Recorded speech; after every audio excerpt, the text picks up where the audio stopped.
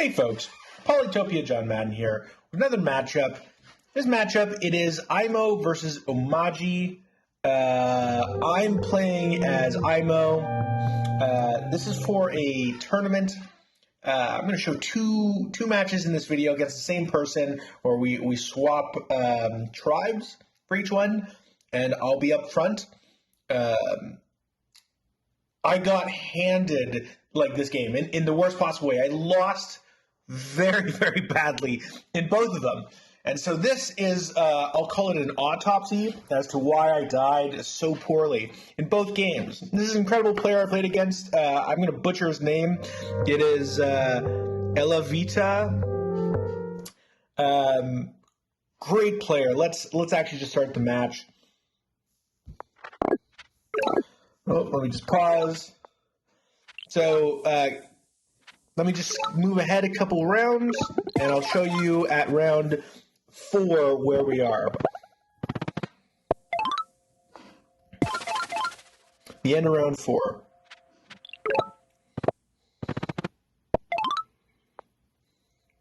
There we go. Let me just pause. So the end of round 4, he has upgraded his capital. Right, and he's captured one city. Whereas me, on the other hand, I have the same thing. Now, it's not great, because the benefit of Omaji is you should be able to capture more villages quicker because you have riders, right?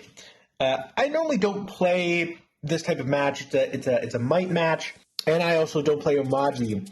But, yeah, not off to a great start for me compared to him.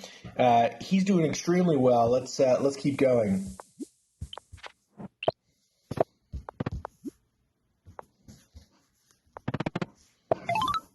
I upgrade my second city, capture my third. His third city's upgraded. His first city's upgraded. Let me just pause and go back super quickly at the end of his turn. He has 3 cities. I have 3 cities, but he just has more upgrades than I do. And when you look at his tech tree, right, he's got organization, climbing, and meditation. Let's go on my turn. We'll see what I have. So I have 4 cities, right? Writing and organization, right? So his not only is his tech better than mine, he has more cities. Or by the end of this turn, let's just see how upgraded my cities are. Okay, so I have 4 cities. Let's just pause. So let me just scroll back super quickly. I'm getting 12 stars per turn right now, and he's getting 9 stars per turn. Now, in the economy game, I'm winning at turn 6. In the tech game, I'm not. And I'm just trying to figure out why I lost so badly here. So we're going to be exploring this together. Let's keep watching. He discovers writing. So let me just pause. By the time he discovers writing, we're basically equal. Right? Like, yes, I may be getting more stars per turn than him, but we have the same tech.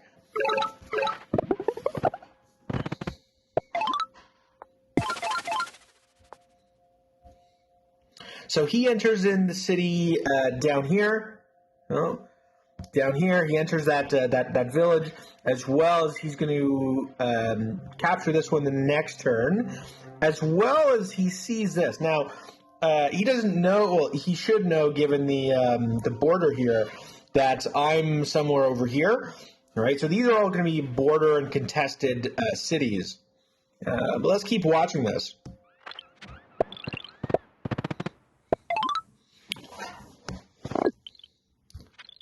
Back to his turn, he captures, goes for forestry, upgrades a couple of his cities, upgrades again. Let's just zoom out here, and upgrades again. So now, at turn 8, let me just pause for a second. At turn 8, I'm getting 14 stars per turn, and he's getting 17 stars per turn. All right, so I think the lesson learned here is I had a very poor early game, I know the goal here, and I've said this on almost all my videos, 30 stars per turn by turn 10, right? And that's the goal for Barter. But again, it's turn 8. He's hitting 17 stars per turn. He has all the same technology that I have and more. Oh, that's not true. He doesn't have farming. I went with farming for some reason. And he's at 17 stars per turn. Let's keep watching for a second.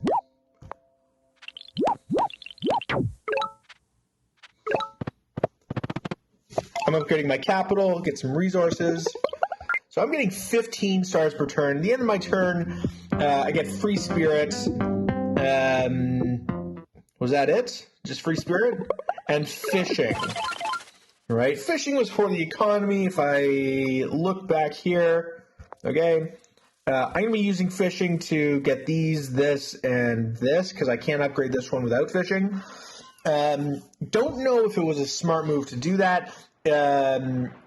I think it was definitely a mistake to go with free spirit. Clearly, I'm going for chivalry, but I may just not know this at this time, that he's just going to want me economically. I think the way I play might matches doesn't necessarily make the most sense compared to the way I play glory matches. Again, let's keep watching here.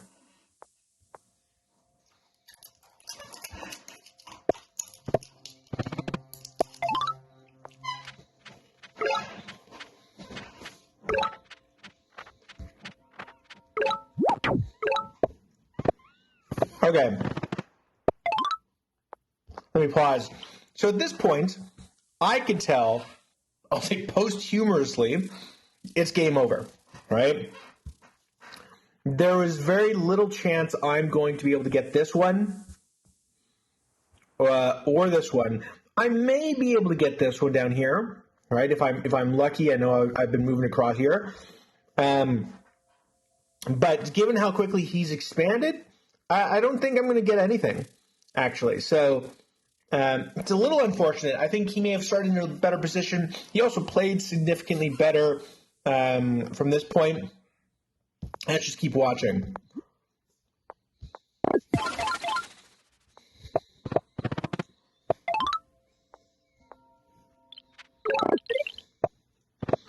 I upgrade this third city over here, or this fourth city.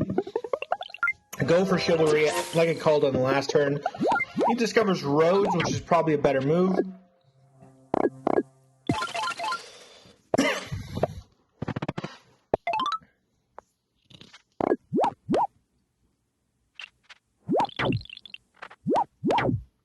Yeah, let me just pause. The other thing I like to do when I go with chivalry, there's going to be no advantage here, is he can already see this, right? So he's not going to be surprised by having a large knight chain, that allows me to go around and like get someone here, then here, then here, then here, then take out this building, right, or this city. He can very clearly see that I have knights, and so you'll notice for the rest of the game he kind of keeps them spaced out. I don't know that he knows, right? Which is why I made it here, because I know he could have seen these two already, right? Now you'll notice that if I made it here, that may be different, but again, this posthumous, I don't know if that would have made a lot of sense to do that at the time.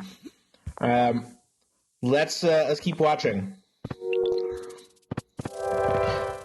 Starts connecting everything with roads. He gets a giant.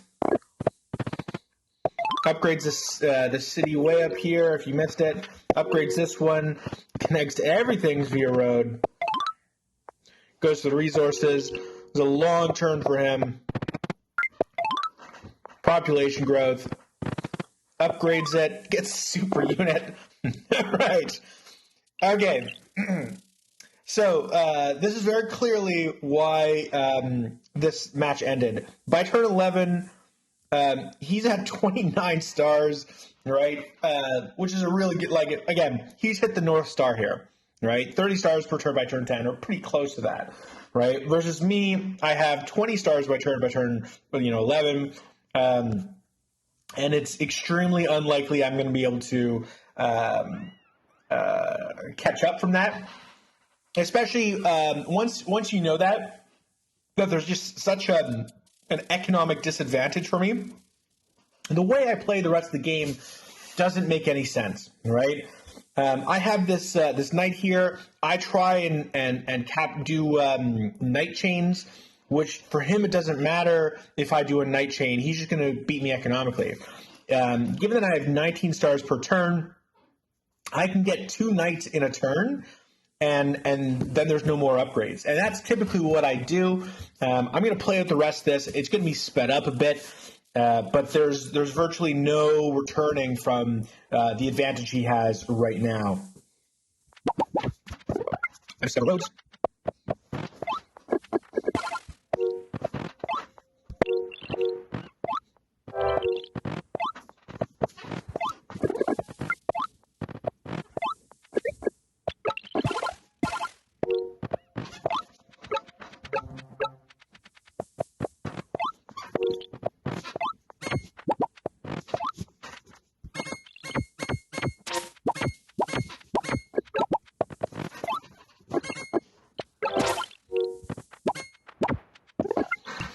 Pause here for a second. There may have been something that I missed here, and this is definitely my fault. Let me just go back here. So at this point, I actually should have recognized, given the border around the edge, that this is a lakes map. I could have also recognized that had I just read the type of map from this menu. If I look here, right, he's already over here. There actually could have been something over here. And had I sent someone in this direction,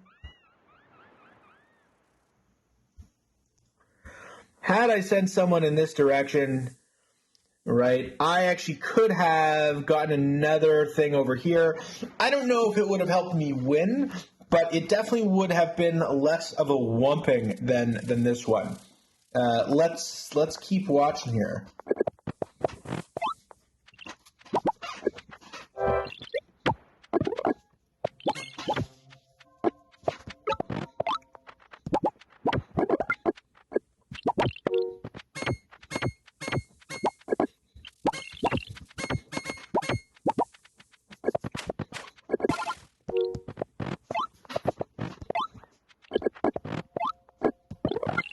Let me just pause.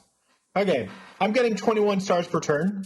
Now, I get that he's on this one, but this is like, I'm going to contest this for the rest of the game, right? And he is getting 50, he's getting double what I'm getting, right? At this point, I should have resigned, right? I'll just be honest. I kind of want to just play out the rest of the game in terms of good sportsmanlike, but it's very clear there's very little chance I'm going to be able to do anything here.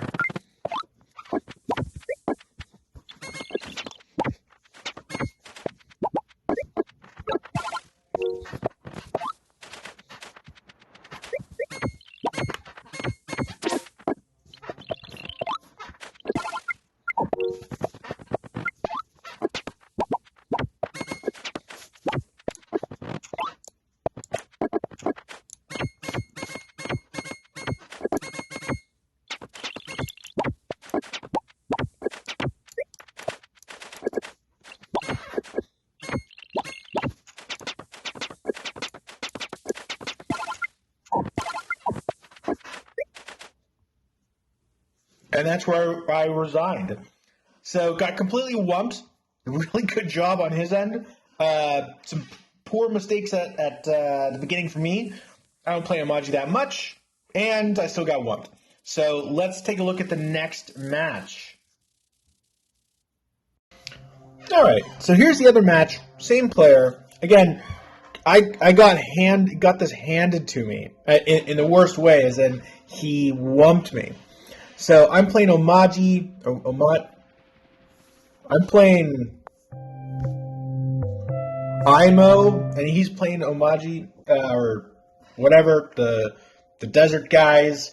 Let's see how this turns out.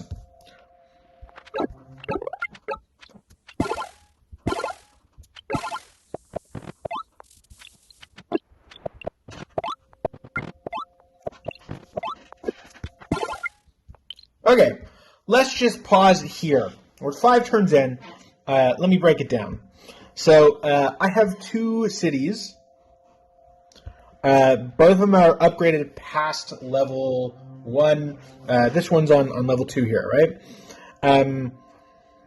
The thought process I was going through for this match was spend the least amount on warriors at the beginning of the game and upgrade as much as I can.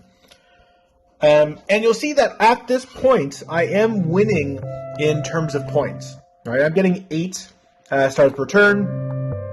I have meditation, philosophy, and hunting, which should let me upgrade. If I go back a tad, so he's getting fishing, sailing, and he already had riding. This was probably a better move. Right? Does it say how much he's getting per turn? He's getting 8 at the end of his turn. Let me just check over here. No, 7 at the end of his turn. Right? So it was probably a better move for him to go down the fishing than sailing route, especially since this is a archipelago map. So let's just keep watching here. I discovered forestry.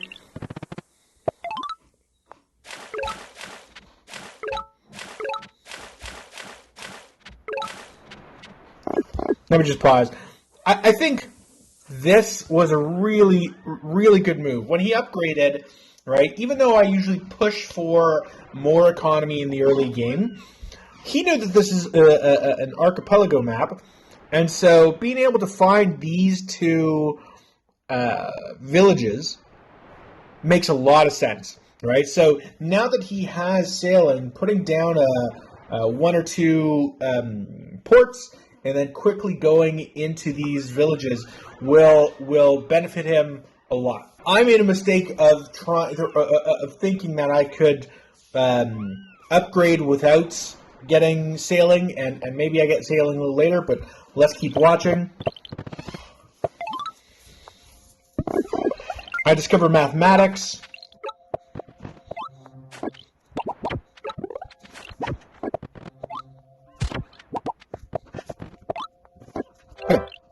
Just pause for a second. I'm at 10 stars, and he's at 11 stars per turn, right? And so I had lost the advantage I had in that early game, and he now has the ability to land on additional islands, right? What I see happening is that he's going to expand quickly into this area, and I'm going to be cut off for this small area up here, and just going to get absolutely crushed, right?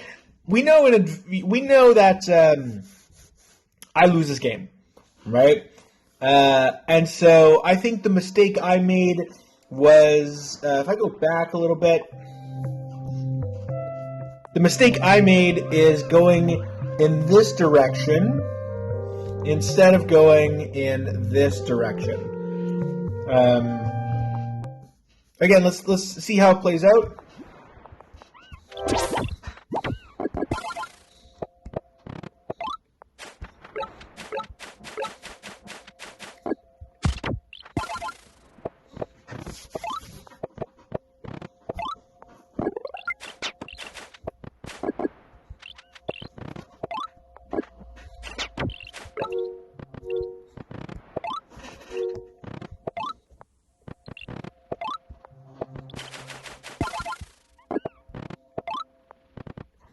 Okay.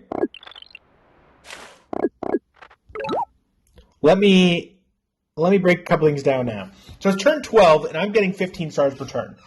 We should all know that from every one of my videos, I'm going to lose this game, right? He's getting 19 stars per turn. So he's doing better than I am. But also, at this point, I could have resigned, right? And we know I could have resigned. If we look at what I see, I know that he's over here.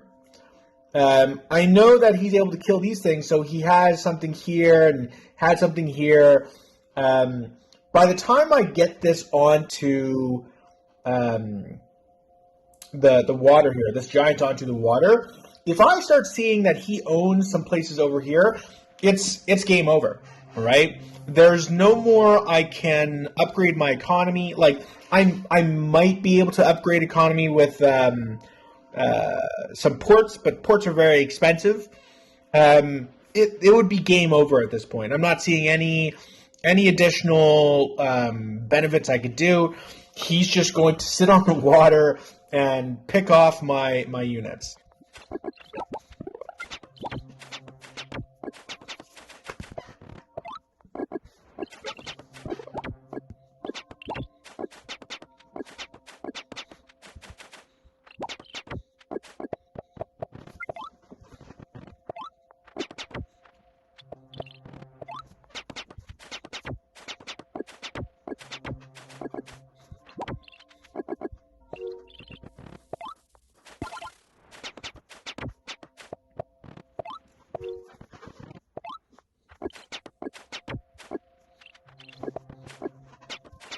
Okay, it's game over here, right? I'll call it here. Here's why I think this is game over, right?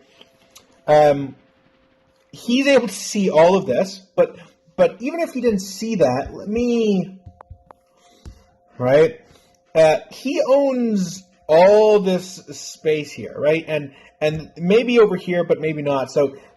But all of this is completely controlled by him. I can assume that at this point. Right? If I zoom out,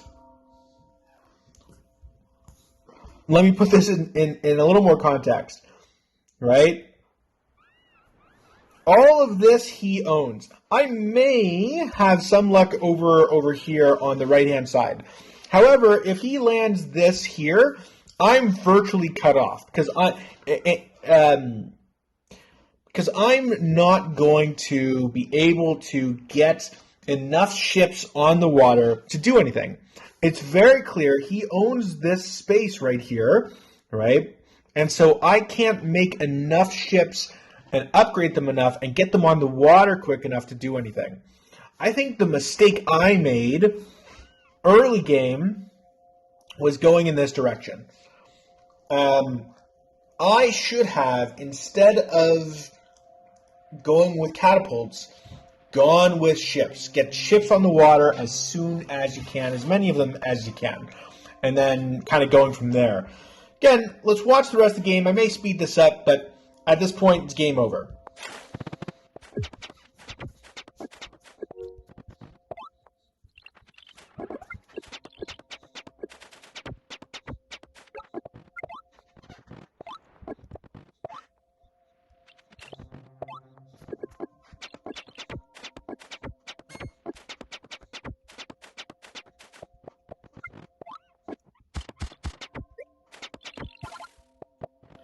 And this is where he captures... Yeah, this is where he captures my capital, right here. Right, oh. Yeah, captures my capital right here, and it's game over. Again, the mistakes, the lessons learned here.